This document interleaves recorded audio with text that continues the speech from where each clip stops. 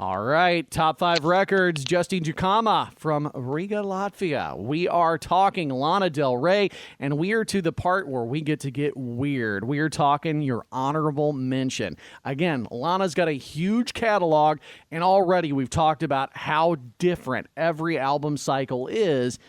Even though it's always uniquely Lana, there's something different about each album cycle. So we mentioned at the very beginning, there are a ton of songs that she's recorded, but haven't officially been released. So is that the avenue we're going down in order to get your honorable mention?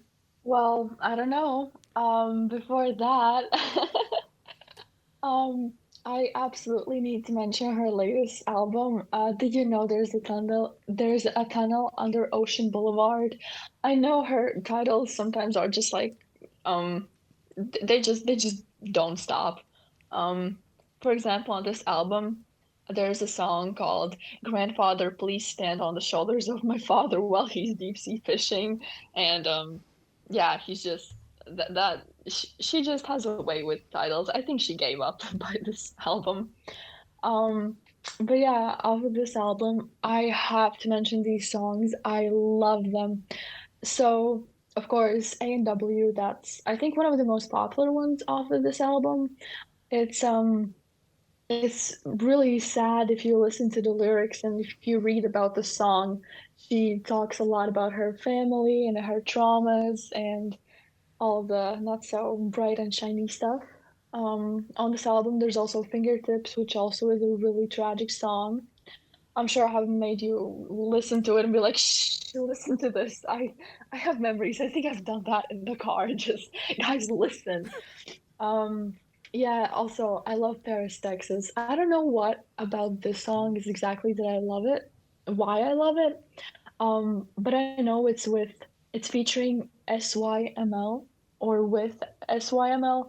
I don't know who this artist is, but I think he did the piano because there's a separate track on Spotify where it's just the piano and it's just I don't know, it's so lovely and so calm. Also, there's Margaret on this album, which also has recently became more popular through TikTok. This song is featuring Bleachers, and Bleachers, that's one of the guys who helps her produce her That's songs. that's that It's Jack Antonoff. That is his yeah. band before he decided to go into producing and being himself as a solo artist. That's been his band. So they're still performing, but I remember trying to kind of stay plugged into newer music as I was working in non-new music stations. I remember hearing their name a lot, but I don't ever recall them in the areas that I worked getting big. So, seeing the success that Jack has had with producing Lana and Taylor and all these other huge artists, it shows that he knows what he's doing on the production side. So it's great to see that new people are slowly but surely rolling over and finding his other material, whether it's solo or with Bleachers. But again, the last album that we talked about, I didn't see Jack listed at all as a producer on any of it. This sounds a little bit more like that era that he was really all over it. So he's not a producer on every single track, but you can really tell his fingerprints are back involved in the production process. Yeah, so this song also reminded me that when I was in America, I think I wrote a comp paper on this song about Margaret. Because Lana Del Rey wrote this for Jack because he was getting married to Margaret. And it's just a really beautiful song. It's about, when you know you're in love, when you know, you know. So yeah, it's one of the nicer and less sad and tragic songs on this album. It might make you tear up, but from happiness, which is not really common with Lana's songs. Also, another really wildly different song. on this album for her is Peppers, which is if Lana Del Rey was Megan Thee Stallion or Nicki Minaj or something. And I love that song so much, but it is such a different vibe. So yeah, if you're feeling spicy but you still want to listen to Lana, turn up Peppers. You will not be disappointed. So we've got a lot of shout outs for Did You Know There's a Tunnel Under Ocean Avenue? But if I'm hearing you correctly, we're not going there for your honorable mention, right? No, that was just, I have a lot of shout outs because this album, I also wanted to add it, but I think it's, I don't know, I think it has a lot of good songs, but I think, I don't know, if there would be top six albums, this would be there, but yeah, I don't know, it just didn't feel right putting it on her top five. Well, and I think that's part of the joy for me because I do this to myself all the time when I'm listening to bands that I love. I can admit when there's an album, oh my God, I love this song. I love this song. But if you listen to it as one piece of art, if you go from track 1 all the way to track 14, 15, 16 on that record, you know deep down in your heart, even though you're still a fan of that band, this isn't their best. Like if they would have moved it around a little bit, it would have been better. But that's just your opinion. That's everybody's opinion that they're entitled to. For you, that's exactly what it sounds like. It sounds like you love so many songs in this album, but the ones you don't love, they're just not enough to put it up there in that top 5. So I can respect that. Yeah, that is a good point. On this album, she has interludes, which I don't really fuck with them. I know she obviously had her, her artistic vision on this and everything, but I just don't like them. And I don't know, I think this album, basing off the good songs, could have been on my number on my top five, or even just as the extra song, or yeah, well, as an extra song. But I think with Lana, if I'm ranking her, I'm really going off of vibes and feelings because if I was ranking Taylor Swift, that would be so much more.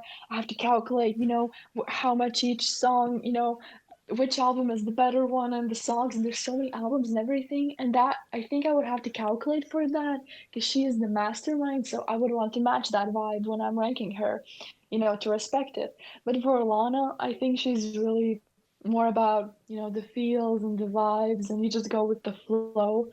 Um, so yeah, that's why I'm choosing these songs and these albums, and that's why it doesn't feel right to put this somewhere on there. I feel like it's too new to be on the top five because the top five is more of her. Well, I think it should be, like albums that have, been there for a while and, that are Well, um you've gotten a chance to really live with them. Like this one, yeah, they're just necessary for her legacy. They're just so deeply connected with her or with her image. I think this one, it's a good one, but it just doesn't have that same level. well, and this album came out in March of 23, and it was one also for you. You've gotten to live with it a little bit by listening on Spotify, but it's also one that it hit you when you were in a transition period. This is just before you came to live with us in America. There was a lot that happened in the Oh, time that you were with us, and now you're back in Riga. So, again, I don't know if that plays into it at all. But again, it's different, and there are songs on it that you really connect with, but there's not on this album compared to some of the other ones we've talked about.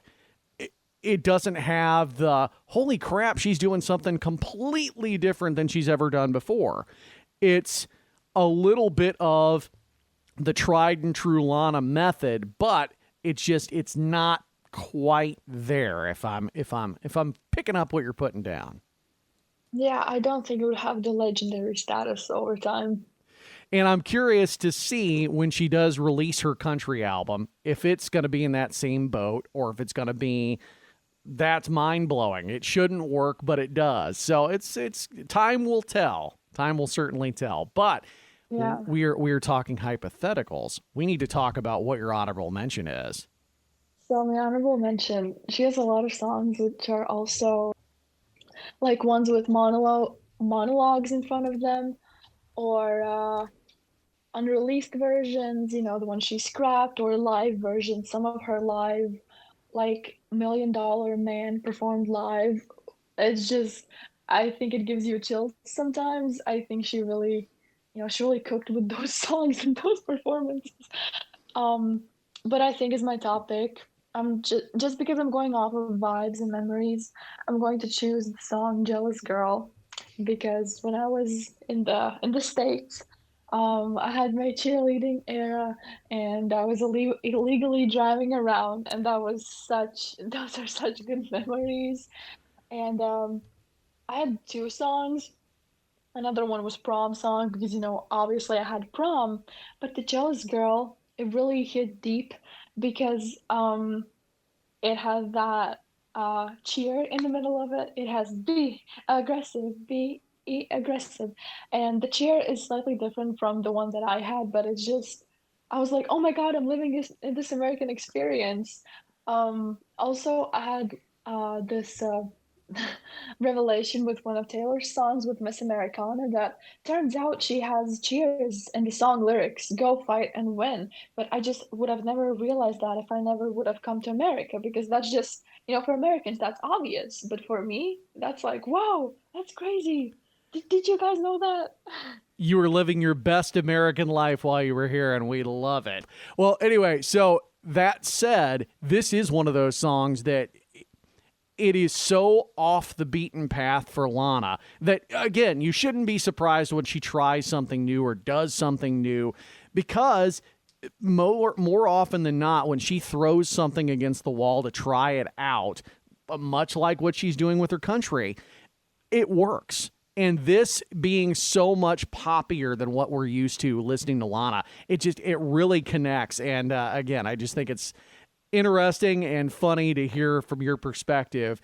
The cheer is what really connected it more than anything else, and you were in your cheer era, so that makes me happy to hear it, that you were able to really embrace that while you were here with us. So again, Justine Jukama, we are doing your honorable mention, talking all things Lana Del Rey, an unreleased track. This is Jealous Girl on Top 5 Records.